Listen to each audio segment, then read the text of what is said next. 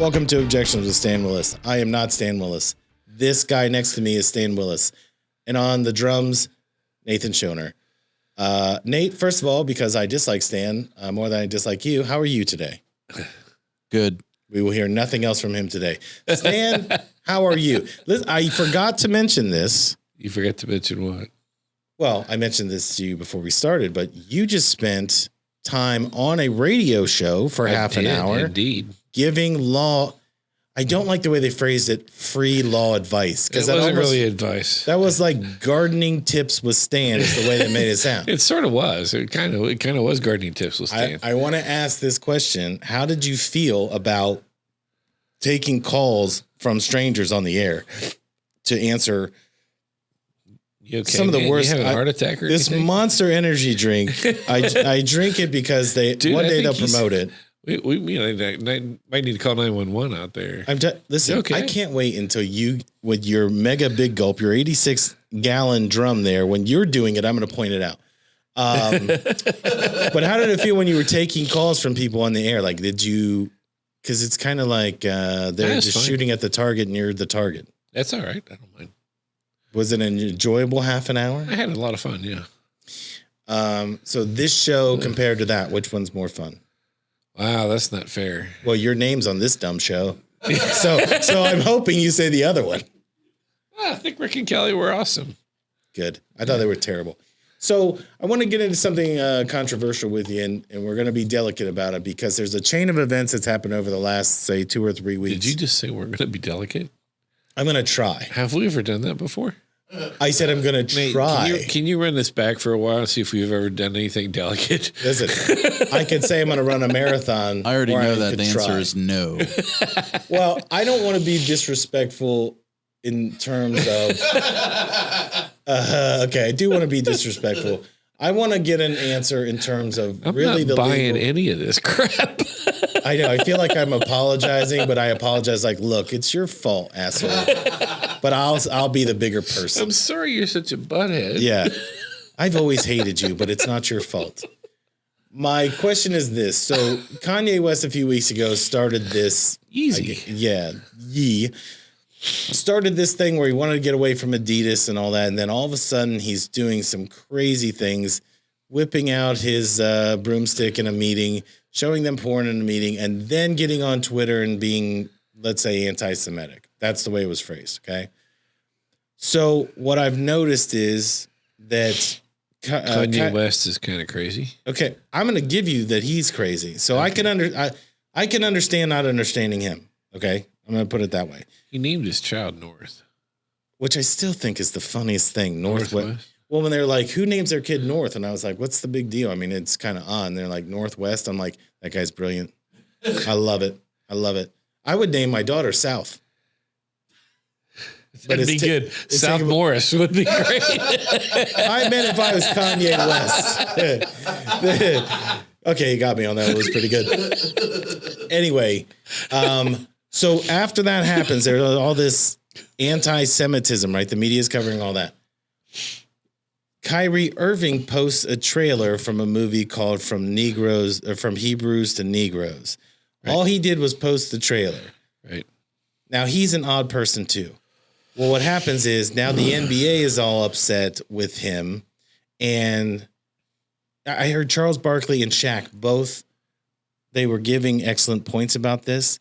And literally at the end are like, this idiot, why do we have to defend him? Why do we have to defend him? If I'm the NBA, it's an entertainment product. Am I at risk for the league being sued because he's a part of it? Am I at risk because people want their money back for the products they bought? Well, and there's a lot to unpack. Yeah, that's what I was just thinking. That's a big question. It doesn't feel like it's a big question, but that's a big question. So the initial answer is, under the First Amendment, you have a right to be an idiot. I mean that the First Amendment gives us a right to free speech in public forum. You know, if you're in private property, then you don't necessarily have free speech. But if you're in public or in a public forum, which Twitter is a public forum, you got a right to speak your mind and say what it is, no matter how ignorant and objectionable the rest of us might think it is. And that goes back to the late 70s and early 80s. There were a string of cases where the Ku Klux Klan wanted to march. One of them was in Chicago, and the ACLU actually went to court for the Ku Klux Klan in favor of them being able to march, even though the ACLU stands for the exact opposite of what the Ku Klux Klan stands for. And the point of it was that under the First Amendment, you've got everyone's entitled to their stupid opinion, and they're entitled to express it, and that's just the way it is. So, the initial thing would be, if Kyrie Irving wants to say something stupid, he can say something stupid. So why would people be calling for his suspension in that case if that is free speech? I'm not saying this is not a trick question. I'm trying to figure that out. So now what you have that plays on this is Are you okay there? Are you okay? You got a little belchies going on? No. Oh, you're sad. I didn't know you looked verklempt. Sad. I'm very sad. No, okay. I'm just thinking because I want to say this the right way. I would never think that much. Watching me think is probably a new thing. It doesn't happen very often. I thought you froze on the stand. I was like, Stan, are you all right? No, I was just trying to think through. So, as a private organization, I can make rules for my organization for people to be a part of it. That somewhat limit your freedoms in order for you to be a part of it. So I can say that you can't disparage the organization. So you can't say bad things about the organization.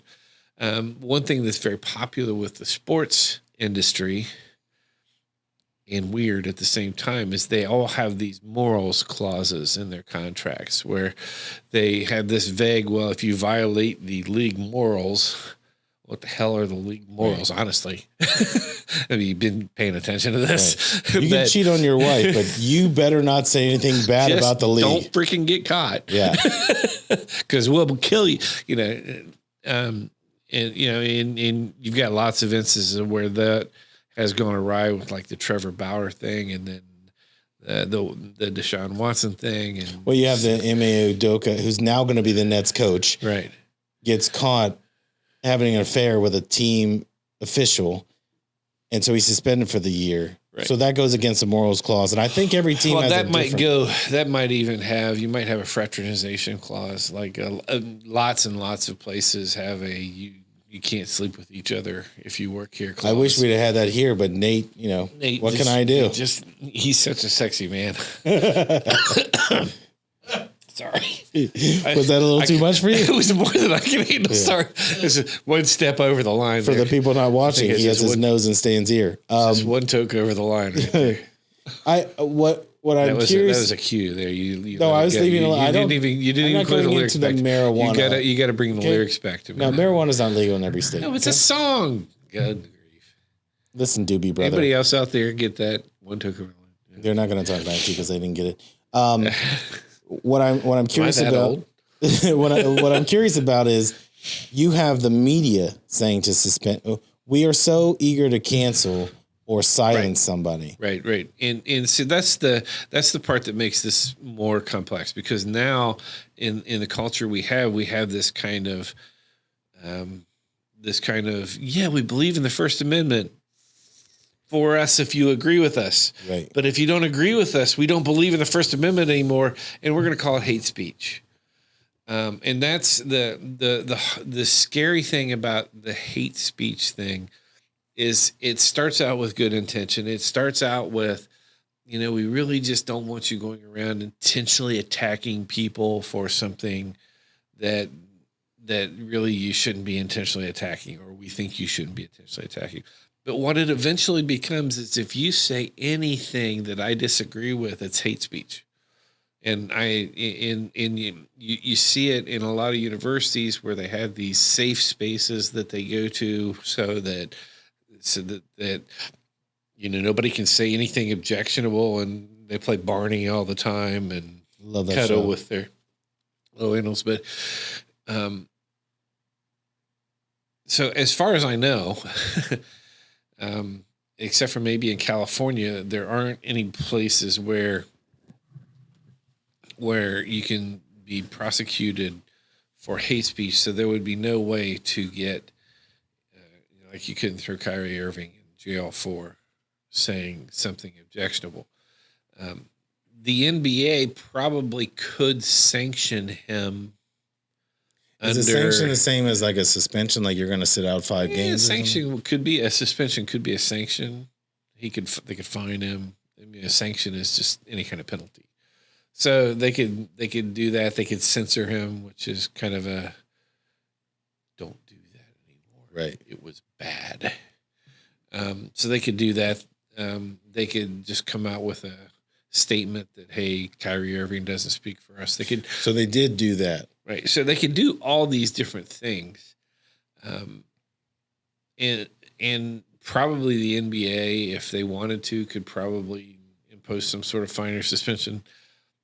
But when you do that, you set precedents for things. And so,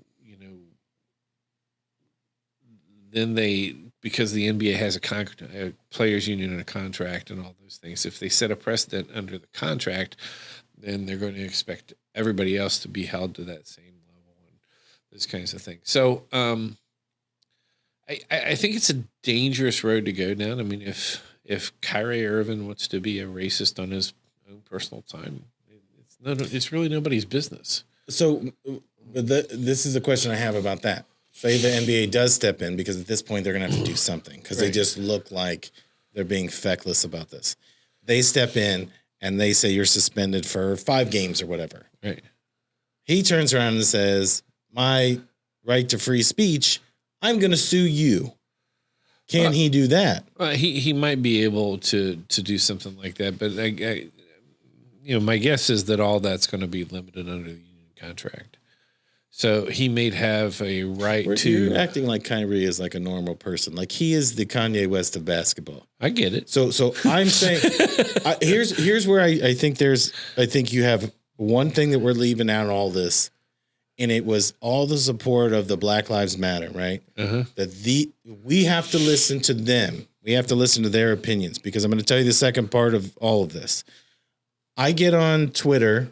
And I've been on it more since it's kind of loosened up, and it's not. What I'm posting about is Baltimore Orioles. I'm not, and so I'm reading. But I'm not getting my news. So your posts are all sad. So I've 79 times this year it's been sad. But when I'm getting on there, see, that's where the Orioles, they failed again because the Reds lost 100 games. So the Orioles' ineptitude is still not as inept as they could have been. So they're still not achieving. No, they achieved just enough not to achieve anything, whereas the Reds achieved being bad. But so when I'm on there, they lost 100 games. You almost got to be that's trying. Impressive. You have to try to lose 100 games. That's what I'm saying. 164 games, and most teams, about 50-50. You could lose 89 trying really hard. You got to not try. It's like they just got to the end of the season. They said, you know what, we're going to forfeit the last 10. Pick people out of the stands. Let's see if they can play. Hey, Joey. Yeah. Hey, you look like you're old enough to play. I'm 12. Doesn't matter. Pitch. The Savannah Bananas, which are my current favorite baseball team, actually. The Savannah Bananas. Shout out to the Bananas. I was watching one of their games on YouTube, just streaming, and they brought the announcer out for an at-bat. I was like, this is awesome. These guys are awesome. I like the dude who had the flaming bat when he went out there, and I was like, he's not really going to try to swing that, is he? That's a carnival. Yeah, and the guy on stilts, yes. Always walks. Yes. He always walks. Nobody can turn right. It's hilarious. Anyway, I'm sorry. Back to the Orioles. Well, no, not back to the Orioles. Back to Kyrie. So when I'm on Twitter, I'm starting to see a lot of black voices that are parroting what he's saying. Like, now the truth is finally getting out. So The question is, was all of that censored before, and is he rallying people to that message? That's why I think the NBA is going to have to do something to say, nope, you got to stop doing that. They can't stop him from tweeting. Yep. I think that this is becoming a bigger issue, and over the coming months, it's going to be you have all-time record inflation. You have, well, not all-time record in the last, let's say, 30 years. You have people that are struggling to make ends meet. The economy is going to crash. And you're going to have people pissed, and they're going to float to this message, and they're going to see it over and over again. I don't consider it hate speech. I don't know how to define it. I think hate speech is if I made fun of your shoes, some would say that's hate speech. Those are fancy though. I'm not making fun of those. I'm saying I that like my shoes. See what I mean? Now I'm going to get sued in California by him. What I'm saying is, I think that everyone has a right to their opinion. If you start censoring him, then it looks like, oh, he's telling the truth. Yeah. Right. Well, it's always a double-edged sword. What you hope, I mean, in what the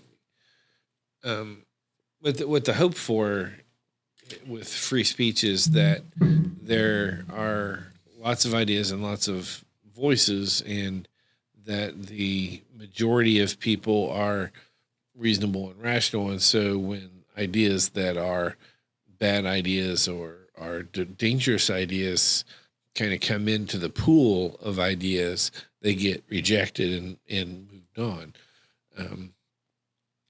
I think the thing that's dangerous about what seems to be happening right now is you have a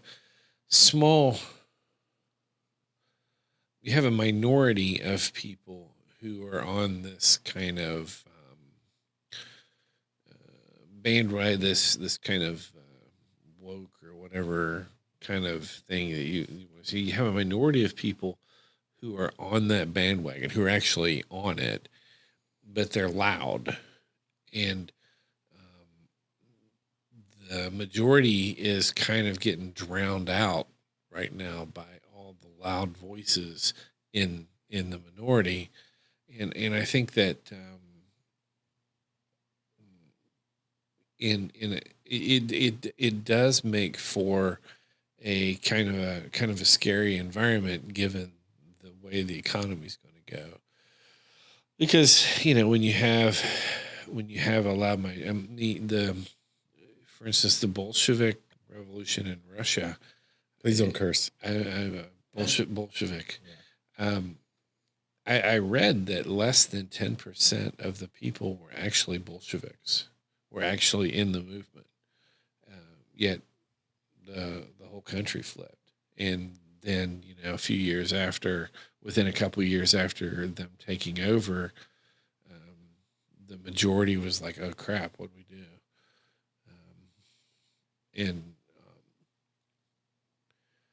So it's a dangerous thing, I think, when you have a loud minority that are